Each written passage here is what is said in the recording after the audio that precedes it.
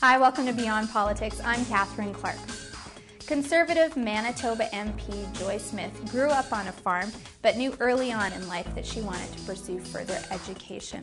She is a mother of 6, a musician, a teacher, and a politician, and she joins me now to talk all about her life beyond politics.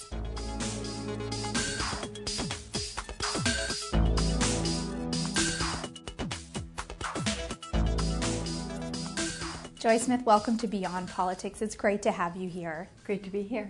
Now, you grew up on a farm. Mm-hmm. And what was your childhood like on that farm? I grew up in a mixed farm in southwestern Manitoba, and we were very poor.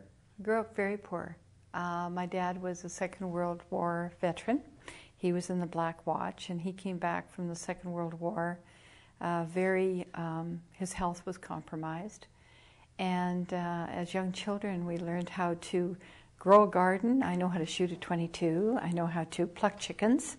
I know how to do all those things. And who taught you? Well, our mother and father. There was 5 of us, and there was one winter, a couple of winters, when we didn't have enough food, and that's when the garden didn't produce. So we learned how to can and do all those things that we needed to do. And I think I got such a good education because I loved to go to school because I could learn. And then during the summers, we worked all summer in the garden and taking care of the little kids, the 3 younger siblings, my oldest sister and I. And so it was in a way, it was a very hard life, but in a way it brought us together as brothers and sisters together very closely. And I can remember in the winter it was kind of scary to me because we lived in a place called Wakapa, which is close to the Peace Gardens. And Dad used to be in Deer Lodge Hospital in Winnipeg, Manitoba. That's a veterans hospital. And Mom used to leave, and there was just us. And we were young. We were too young to be left alone, but we didn't have anybody else to take care of us. So my oldest sister and I took care of the 3 little ones. And, it was unusual, but, you remember really good stuff. I know the year I turned 14, we never had birthday presents or anything like that, but there was my birthday's in the winter, February 20th, and I remember it being a real blizzard outside. And my oldest sister wanted to bake me a cake, and we didn't have the ingredients. And Mom was gone, and she was in Winnipeg with Dad, Deer Lodge Hospital, because he was quite ill. And so the little bit of money that she had given to our family, to me, she was the keeper. She was the oldest sister, so she was the keeper of the money. Okay. So we got my brother, who was at that time in grade 4. And he walked across the field, and if you can picture in the middle of winter, 40 below, the field was just a sea of white. And you could see the Wakapa store, and we had some binoculars that we could look out of. So as a surprise to me, she sent him across this field, which terrifies me today to think that this actually happened. But she sent him across this field to get a little bit of candy because they wanted to give me a gift.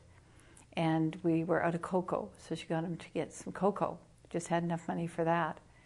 And so I knew he was going across there, and I knew he was getting something, and we watched him through the binoculars, and he did get back, but he was pretty cold.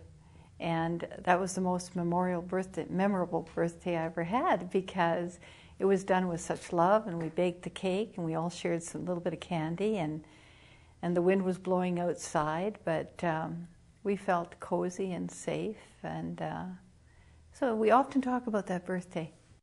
Was education a big priority in your family? Huge. Was it? My mother, one thing we had that I think no other children had, we didn't have TV till the little ones grew up a little.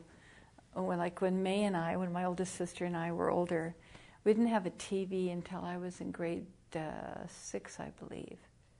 And my mother always used to get copies of the Reader's Digest. And one thing, we used to have something called the baby bonus. Yes. You won't. I don't know if you remember that. I You're actually too do young. remember that. No, I remember the baby because bonus. there were 5 of us. And she used to get a subscription to Reader's Digest because there were so many interesting stories. But they would borrow. We had library cards. We did everything we could to get books in the house. And Mom used to sit us down on the Chesterfield. And every night, our big treat was after we had our dinner, we'd sit on the Chesterfield and she'd read to us for hours. Oh, wow. And that was really neat. Yeah. To all of you. I mean, all of you kids, we sat like birds on a wire, all of us in a row on the Chesterfield. Yeah. And we used to all sit there. And we try to keep it what we called the little kids. We don't call them that anymore because they're not little. They're old like me, but older like me. But yeah, she used to read to us every night. And I remember just loving those Reader's Digest stories. And then you could get these big books from Reader's Digest too. She used to get those. And every night we'd have a story. And that meant a lot to me. And she used to say, the fastest way out of poverty and out of advancing yourself is to get an education. So we all took her wise advice to heart, and it was a great, if you ever wanted to be embarrassed, you would come home with a bad mark. Is that so? Oh my gosh, yes. So would she be angry or would she just be quiet? Or no, how would my mom wasn't the quiet type. She was Irish. And she made it known that if you didn't have the discipline to learn, that what was the problem? There's something wrong with you. And that caused us to gradually have the discipline. And we couldn't afford music lessons for the longest time. And my grandmother lived with us for a while, so she knew how to play the piano, so she taught us all how to play the piano. And then when I was very little, we had the luxury, 2 summers, of having, Mom and Dad used to go to Killarney, and they used to sell their eggs and some cream, enough to buy some groceries. But Dad then, when we got a little bit more prosperous, he gave us each a quarter for music lessons. Mm-hmm. And we went to a little house, and the music teacher was Miss Forsyth in Killarney. Everybody knows Miss Forsyth.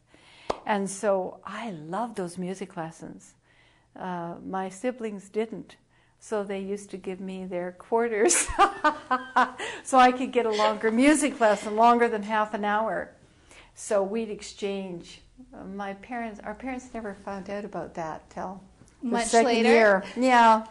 But you know, that wasn't therefore an abiding passion for you, because one of the things that I learned when I was doing some research is that you have a degree from the Royal Conservatory of Music. I do. And that's such a prestigious degree. Oh, I never looked at it that way. Oh, really? Not many people get into that school. I mean, there are lots of people who play piano, but well, it was an ARCT. It was an ARCT degree. But still, that's really remarkable. Well, you know, if you think of yourself in rural Manitoba, and really we didn't have a lot of visitors. No one wants to come to a house where you don't have a whole lot of stuff. Right. And your kids doing the garden work, and you know, we had our own baseball team. That's one thing we had, is a bat and a baseball, and we used to do things like that. But really, you have an awful lot of time to learn how to play the piano and learn how to read. And I think, looking at my own kids, that's something kids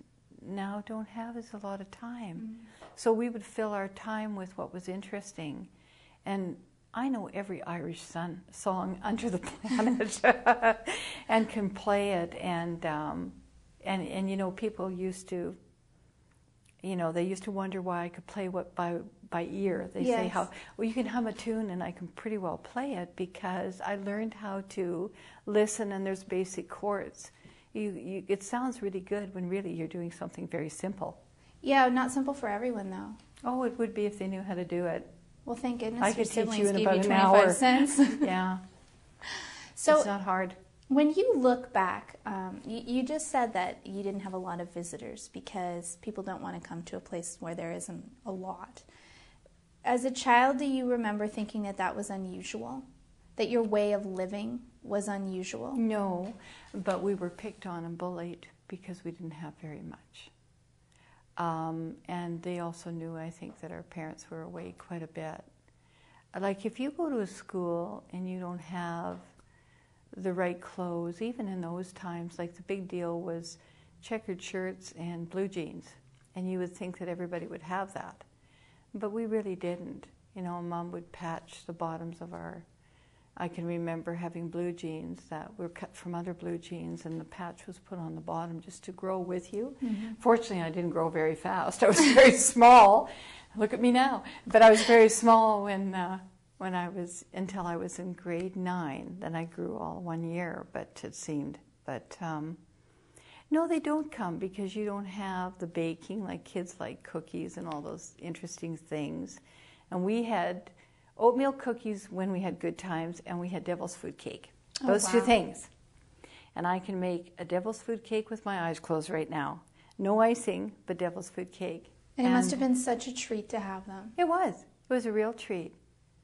But, you know, we learned how to face a lot of very hard things. Like, I can remember one night, Dad was in the hospital, and poor Mom, she was there, and this sounds funny maybe to someone who doesn't grow on a farm, but one night something frightened the chickens, and they all piled. Chickens will pile, and they smother each other. They're very stupid birds. And so they all piled up, and my poor mother, she had to go out and kill all these chickens, and then she had to wake us up, and during the night, so the meat wouldn't be destroyed, because these chickens had just, you know, you can, if they are smothered, you can take off their heads. I hate to be that graphic, but that's exactly what she did. And to me, growing on a farm, that's what you had to do. Yeah. But we had to pluck the chickens and get them frozen, and so we worked during the night. And I can remember thinking to myself, boy, I'm going to get an education so I never have to do this for the rest of my life. Did you really? Yeah, I did. Yeah, I did, because I was in grade 8 at that time.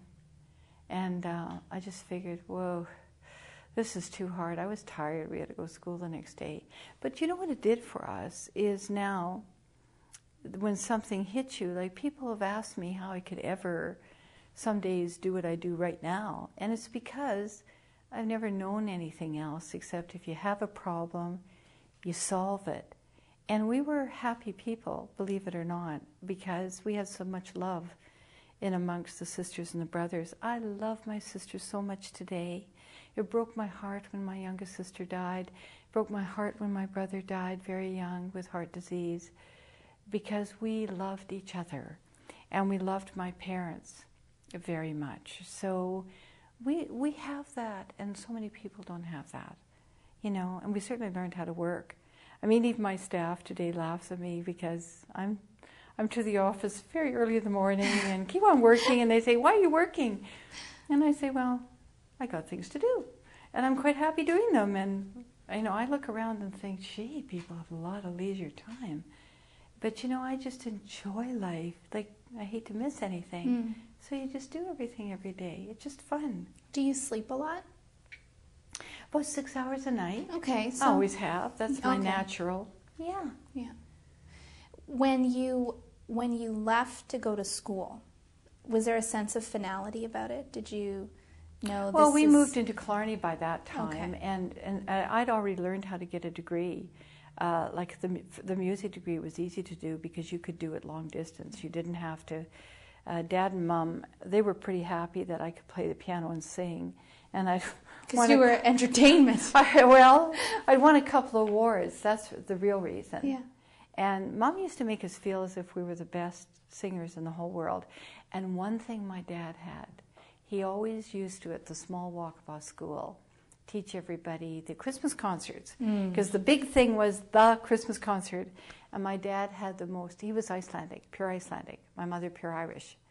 And my dad had the most beautiful tenor voice. And I remember the one time when we felt valued and as a very important part of the community was when my dad walked through the door and taught all the school children all the songs in Christmas concert. And of course I played, and I was very tiny because I could play, you know. I played the songs and he sang, and he had the most beautiful voice. So we learned how to do that. So really, I had, I got this degree, so, you know, I don't use it now. And do you use your other degree? Which one? Well, you have, how many do you have in total? Oh, I have several. A few. Yeah. Let's see. The only thing, I'll talk about my master's. I have a Bachelor of Education and a Master's in Education. And did you teach? Oh, yeah. Yeah. I taught, actually, I read that I taught for 22 years, but truth be told, I taught for 23 years. I love teaching. What did you teach? What grades? Basically math and science, but I taught all the grades, K to 9. But where I spent the majority of my teaching life was in junior high. Yeah. I love junior high You smile kids. why do you like them? Because that's a tough age. Yeah, but you gotta love them. How can you not? You know, I taught in Winnipeg at one school that really sticks out in my mind because it was very disadvantaged. And I can remember, I won't name it because I don't want to embarrass anybody, but it was a very disadvantaged school. And I remember first time I learned about standoffs, what they were, because there was a standoff in the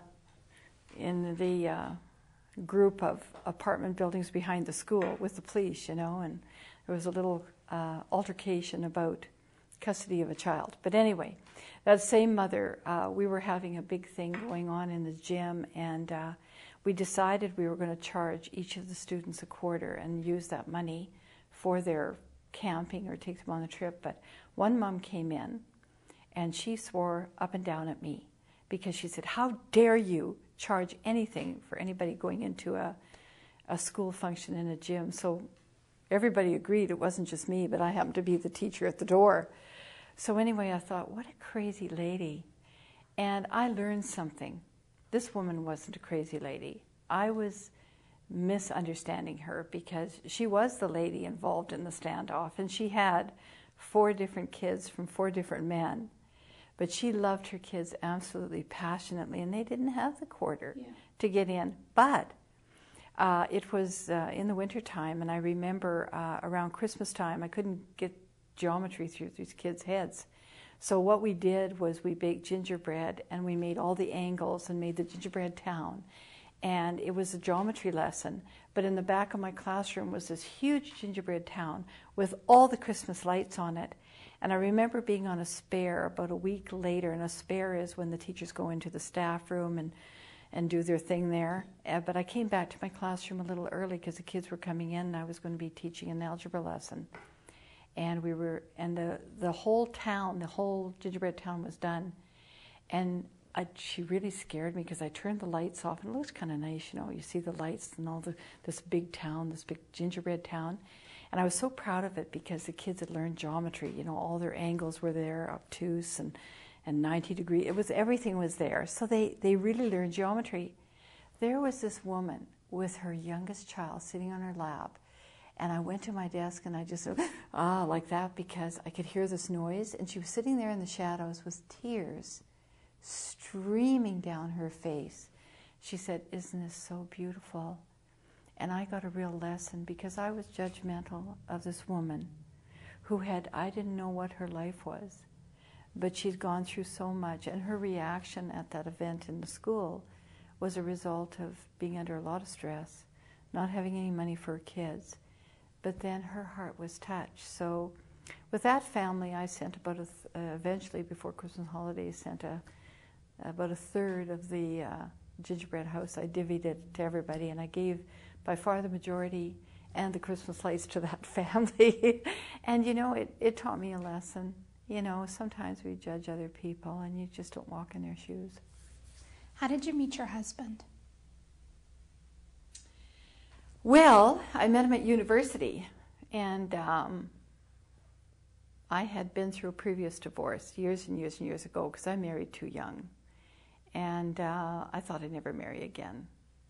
But about 5 years later, I was at university. I was working on my master's degree, and we're starting it. I forget which degree it was. It was something. It's nice to be able to say that. Oh, Boy, no, I forget what degree it was. Oh, I'm sorry. Oh, I'm kidding. Oh. I'm kidding. I only have one, and it's meager, and it won't get me a job anymore. So thank this. No, but I remember I was a single mom at the time, and I was raising my 4 children, and I had a music studio that I worked. Sorry, you were raising 4 kids on your own and at university again? Is that what you were doing? Yeah, I was. Wow. Yeah. I think a lot of people do that kind of thing. Well, I don't think we have 4 kids. To. That's a lot. I went to a Hutterite colony, and this wonderful lady, Lena, came and lived with me. she was my mother's helper, and she lived in our house. Thank goodness. So it really helped. She was great. Yeah. And she came because, you know, she had her own personal problems, and she needed a place to live and food, and I gave her minimum wage, and she was a tremendous help to me because I was going to university, and I was eventually teaching as well after I got my degree. And so she lived with me for 7 years. Wonderful. So she was a terrible cook. Oh, Cooked, but she cleaned and she took care of the kids, and I loved her to pieces. And later on, her same kids, yes. when she left me, her same kids came to a school where I was teaching, and I helped them isn't out a that lot. something? Yeah, so it was really neat. But I've sidetracked you about your husband, Bart, and how you met him. I met him at university. Okay. Yeah, and this guy kept sitting beside me, really irritating me, because I thought, I am not interested. And I can remember one day saying to him, you know, I'm really busy single mom, you know. But he'd drop by, and one thing led to another. He just wouldn't go away. So I really grew to love him so much. And we've been married now for, we've been together for 30 years. I'm 63. We've been together for 30 years. I love him to death. He's just the best thing that ever happened to me. And anyway, I went down to Atlanta, Georgia to finish my PhD after my master's. And actually, if truth be told, he called me, and I was going to move all the kids down there, and we'd been together for quite a while, and he just gave me an ultimatum. And said, if you don't Well, we're marry done me. if you don't come home and marry me. And he was more important than the degree, so I came home. Wow. Isn't that something? Because a lot of women might have, especially someone like you who's been through so much to get your degrees. Well, we've been it might together have for a long time by this time. So about, you just, about it was 7 worth years it to you. we've been dating. And, Yeah. yeah. And you know what? After 7 years, you know, it was the 7th year where I finally, into the 7th year where, yeah, he did. He gave me. He wore you down. Yeah, he did. But I can't imagine life without him. And know. you had 2 children with him then? Because Yeah. you have 6. After that, we had 6. 2 more. That's incredible. Yeah, and they're all very close. I raised my kids, and they're all very close, and they love each other. Your oldest son is in the RCMP, and Absolutely. you went on stakeouts with him. Well, it wasn't Or exactly... are we not allowed to say that? Well, to be very honest with you, when I initially started, he didn't know I was on stakeouts. Oh, okay. I happened to just accidentally, and it was really accidentally, write a bestseller, and it was... Lives, my kids' teacher, told me, and it was just a little book. It surprised me it went bestseller. And it was at a time when I was having a hard time in school. And, you know, there was there was a lot of things that went on, and so instead of going in, I was in a bit of a sulk because I was supposed to be vice principal of the school, and I had an altercation with the principal that was there at the time because I wanted to call some cops in on a situation because the kid had been away from school for quite a while, and we had a difference of opinion as to whether this was a school matter or not. And I had reason to believe the child was in jeopardy, so I did call the police. And so as a result, I didn't become vice principal of that school. So the following year, I was very... I don't know, I was very upset about how things went, but I got into my school, and I was given the job from hell, so I didn't feel really appreciated that year. And so I started writing a book, and the book turned out to be quite comical. And it was a book that called Lives My Kids' Teacher Told Me, and it was about school and how parents and teachers work together, and I had a lot of fun with it. A lot of teachers used it, and I got really involved in it. So then the Premier, Gary Filmon, called me and asked me to run a parent advisory program, a big department in Manitoba Education Training, and put the advisory councils in. So I said yes. So they put me on secondment. And then after that, he asked me to run for MLA, so I said, why not? And it was surprising to me. I actually won. So anyway, I was sitting there, and at the same time, my son was in the Integrated Child Exploitation Unit, what really caught my attention as the mom of a cop, that his hair turned gray. And here I was, the justice critic for the province of Manitoba. My kid was in the child exploitation unit, and his hair was turning gray, and I began to wonder why. So not as an MLA, but as a mom of a cop, I started sitting at stakeouts because, you know, the cops were happy to have me in their cars. They wanted to show me what was going on. So I found out a lot of stuff about child exploitation and trafficking of children, and it eventually became my life's work. But it was really... Is that why you ran federally? Because you wanted to take it to a national level? Yeah, I did. But I didn't tell anybody that. They asked me, do you want to run for MP? And initially I said no, and then my husband and I talked. And I said, yeah, this is an opportunity. And as soon as I got here, I introduced it to the status of women. I was laughed at initially, but after the second election, when I introduced it, I wasn't laughed at anymore. And they did a study, we did a study on it, and put a, you know, I was very happy about the report that was tabled in the House of Commons, and I continue on, but it's really not because I'm an MP, and it's not because I was an MLA, it's because I worked with the cops and I worked with the victims. And, you know, really it's more important to me to be able to make the cop's life better, the victim's life better, because I've seen these cops who take care of these little tiny kids. And I remember one incident, oh, I shouldn't tell you about it. No, it's just about some cops and my son and how they were crying when they were helping this little girl who'd been raped. And the public never sees that. The public never sees the tremendous pain that these police officers go through when they help. And the tremendous help. I know cops who've taken kids home to protect them. And it's cost them a lot. It's cost them sometimes their advancements, sometimes their marriages, sometimes, and that story has to come out. But it certainly taught me an awful lot about child exploitation and trafficking, and it's really because of my son. My son is my hero. It cost him a lot, and it cost a lot of the cops who worked in that ICE unit. So really I'm working for the victims and for them. And we have to end on that note. I'm sorry. It's been such a fascinating discussion. I'm really glad to have had the opportunity to chat more or at all with you and to learn about your life. Thank you very much. It's not much there, but thank you. Well, we've just filled half an hour and we could do another half, so thank you. Thank you. Oh, you're very welcome.